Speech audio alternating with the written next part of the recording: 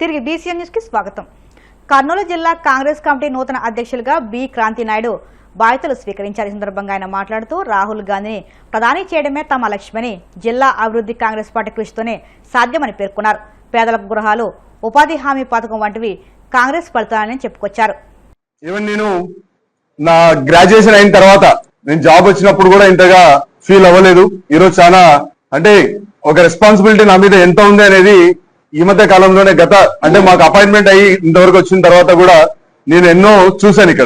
ఇక్కడ ఉన్నటువంటి నాయకులందరి మద్దతుతో వివిధ నియోజకవర్గాలలో కండక్ట్ చేసిన మీటింగ్ల తర్వాత ఏఐసిసి వారు సంపూర్ణంగా ఎంతో స్టడీ చేసి తర్వాత మా నాయకులు అగ్రనాయకులు అందరి యొక్క అభిప్రాయాలు సేకరించి ఇక్కడ నన్ను జిల్లా అధ్యక్షుడిగా నియమించడం జరిగింది.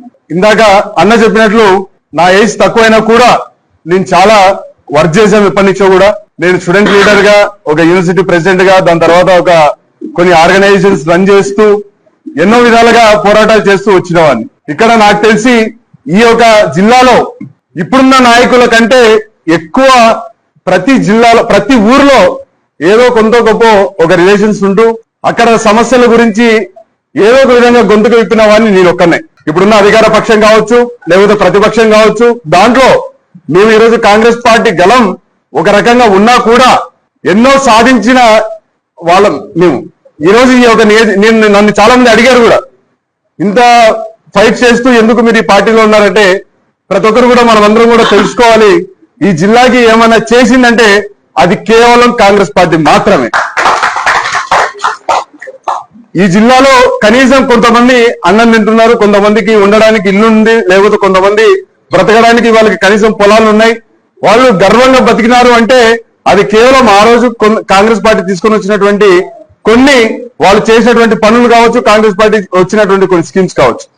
మన ప్రాంతం అంతా కూడా కరువు ప్రాంతం, వలసలు ఎక్కువ, ఎన్నో గ్రామాలు కూడా పొలాలుండి వలసలు పోయి ఇల్లులు ఖాళీ చేసిన గ్రామాలు చూసాం. వాటి మీద కూడా మేము ఎన్నో విధాలుగా మా ఒక గలం ఇప్పాం. కాంగ్రెస్ పార్టీ ఇక్కడ కనీసం మీకు తెలుసు, నీళ్లు తీసుకొని వచ్చింది కాంగ్రెస్ పార్టీ, రోడ్లు వేసింది కాంగ్రెస్ పార్టీ, అసలు కనీసం కరెంట్ వచ్చిందంటే కూడా ఏదో కొన్ని గ్రామాల్లో కేవలం కాంగ్రెస్ పార్టీ మాత్రమే. ఈరోజు కాంగ్రెస్ పార్టీ చేసిన పనులతోనే కొన్ని పార్టీలు ఇక్కడ బతుకుతా ఉన్నాయి. ఈరోజు కొన్ని పార్టీలు, ఇప్పుడు ఎగ్జాంపుల్ గా బీజేపీ తీసుకుంటే రాయలసీమ డిక్లరేషన్ అని చెప్పేసి బీజేపీ ఎంతవరకు ఇంప్లిమెంట్ చేసింది అనేది మనమందరం కూడా ఆలోచన చేయాలి. కర్నూలుకి ఇచ్చినటువంటి వాళ్ళ హామీలు కావచ్చు, మన కర్నూలు రాయలసీమకి ఇచ్చినటువంటి హామీలు కావచ్చు, మన ప్రాంతానికి ఇచ్చిన హామీలు కావచ్చు, ప్రతి ఒక్కటి కూడా రానున్న రోజుల్లో ఎండగడతాం. ఈ యొక్క కాంగ్రెస్ పార్టీ ఇంతకుముందు ఎలా అయితే పనిచేసిందో, ప్రస్తుతం ఉన్న ఈ కళా వెంకటరావు భవన్ కాంగ్రెస్ కమిటీ, జిల్లా కాంగ్రెస్ కమిటీ, ఇది people's office, Congress people's office అని చెప్పేసి మేము దాన్ని చేయడానికి కూడా ఒక ప్లాన్ చేసుకున్నాం. అది కూడా ఈరోజు మీ అందరి సమక్షంలో రిలీజ్ చేస్తాం. కాంగ్రెస్ పార్టీ ఇప్పటి నుంచి కూడా మా నాయకులు కూడా అందరికి ఇదే సమావేశంలో తెలియజేస్తున్నాం. కలియుగ ప్రత్యక్ష దైవం తిరుమల శ్రీ వెంకటేశ్వర స్వామివారిని మంత్రి ఆనం రామనారాయణ దర్శించుకున్నారు. వీఐపీ విరామ దర్శన సమయంలో స్వామివారి సేవలో పాల్గొని మొక్కులు చెల్లించుకున్నారు. దర్శనానంతరం వీరికి రంగనాయకుల మండపంలో వేద పండితులు వ్యాసవచనం అందించగా ఆలయాధికారులు స్వామివారి తీర్థప్రసాదాలు అందజేసి పట్టు వస్త్రం సత్కరించారు. దేవదేవుని యొక్క ఆశీస్సులు తీసుకోవడానికి ఇక్కడికి రావడం జరిగింది.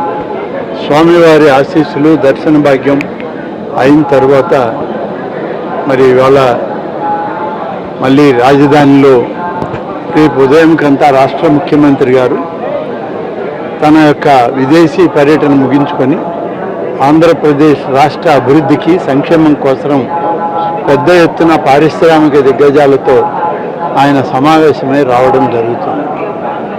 ఈరోజు ఆంధ్రప్రదేశ్ రాష్ట్రంలో అనేక విధాలుగా అన్ని ఆలయాలు కూడా శోభాయమానంగా ఉన్నాయి.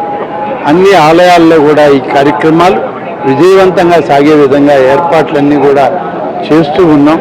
మీరందరూ గమనించారు, వైకుంఠ ఏకాదశి పర్వదినం ఎంత వైభవంగా మన రాష్ట్రంలో జరిగిందో, అదేవిధంగా సంక్రాంతి పండుగ వాతావరణం కూడా మన హిందూ ధర్మ ఆచారాల ప్రకారం సంక్రాంతి పండుగను కూడా చాలా విజయవంతంగా హిందువుల యొక్క మనోభావాలకి దగ్గరగా ఉండే విధంగా అన్ని ఏర్పాట్లు చేసి పండుగ వాతావరణాన్ని కూడా తీసుకురావడం జరిగింది. ఇవాళ రాష్ట్రంలో, దేశంలో ఉన్నటువంటి అనేక మంది తెలుగు వాళ్ళకి ఆంధ్రప్రదేశ్ రాష్ట్రం ఒక ఆధ్యాత్మిక రాష్ట్రంగా, ఒక స్పిరిచువల్ సెంటర్గా అభివృద్ధి చెందాలన్న లక్ష్యంతో మన ముఖ్యమంత్రి శ్రీ చంద్రబాబు నాయుడు గారు కానీ అలాగే రాష్ట్ర ప్రభుత్వం కానీ నిరంతరం కృషి చేస్తుంది. దానికి తగ్గట్టుగానే అన్ని ఏర్పాట్లు చేస్తుంది. రథసప్తమి ఏర్పాట్లు కూడా అరసవెల్లి రథసప్తమి ఏర్పాట్లు కానీ అలాగే శ్రీ వెంకటేశ్వర స్వామి ఆలయం తిరుమలలో జరిగే రథసప్తమి ఏర్పాట్లకి ఇప్పటికే ట్రస్ట్ బోర్డు అధికారులు అలాగే పాలకవర్గం చైర్మన్ గారు సభ్యులు అందరూ ఇప్పటికే సమావేశమయ్యారు. రాష్ట్ర ప్రభుత్వం అన్ని విధాలా వాళ్ళకి సహకరిస్తుంది. అరసవెల్లిలో జరిగేటువంటి ఈ యొక్క రథసప్తమి వేడుకలకి రాష్ట్ర వ్యవసాయ శాఖ మంత్రి అచ్చెన్నాయుడు గారిని ప్రభుత్వం తరఫున పట్టు వస్త్రాలు ఇవ్వడానికి ఏర్పాటు చేయడం జరిగింది. వారు కూడా అక్కడే ఉండి అక్కడ పనులు పర్యవేక్షిస్తున్నారు.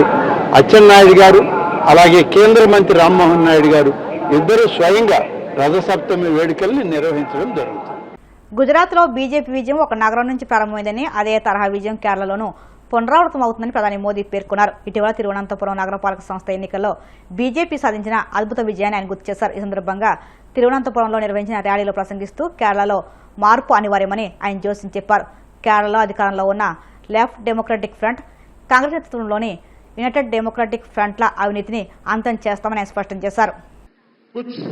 यहाँ जो लेफ्टिस्ट इकोसिस्टम होगा उनको शायद आज मेरी बात गले नहीं उतरेगी, लेकिन मैं आपको बड़ी मजबूती के साथ तथ्य और तर्क के साथ मेरी इस बात की ताकत क्या है वो बताना चाहता हूं. 1987 के पहले गुजरात में बीजेपी एक हाशिए की पार्टी थी. अखबार में 2 लाइन भी नहीं छपती थी. 87 में पहली बार भाजपा ने अहमदाबाद म्युनिसिपल कॉरपोरेशन में विजय प्राप्त की, जैसे आज आपने तिरुवनंतपुरम में विजय प्राप्त की है. और वहीं से गुजरात में जो सिलसिला चला, लोगों ने हमारे काम को देखा, हमारे आचरण को परखा और उसका परिणाम है कि आज पिछले कई दशकों से वहां की जनता ने हमें सेवा का मौका दिया था. शुरुआत एक शहर से हुई थी. केरल में भी शुरुआत एक शहर से हुई है और इसलिए मैं कहता हूं अब केरल भारतीय जनता पार्टी पर अभूतपूर्व विश्वास करके हमारे साथ जुड़ चुका है. एनडे सुहृदगढ़े तिरुवनंतपुरम में बीजेपी की जीत साधारण नहीं है. यह ऐतिहासिक है, अभूतपूर्व है. तिरुवनंतपुरम ने केरला में बीजेपी सरकार की नींव डाल दी है. तिरुवनंतपुरम नगर निगम में आपने बीजेपी को सेवा करने का अवसर दिया. इसकी गूंज केरल में ही नहीं बल्कि पूरे देश में सुनाई दे रही है. వార్తలు ముగించే ముందు ముఖ్యాంశాలు మరొక్కసారి. దళితుల సంక్షేమం గురించి జగన్ మొసలి కన్నీరు కారుస్తున్నారన్న వర్ల రామయ్య. వైసీపీ హయాంలో విదేశీ విద్య పథకాన్ని ఆపేసి వారి భవిష్యత్తును దెబ్బతీశారని ధ్వజం.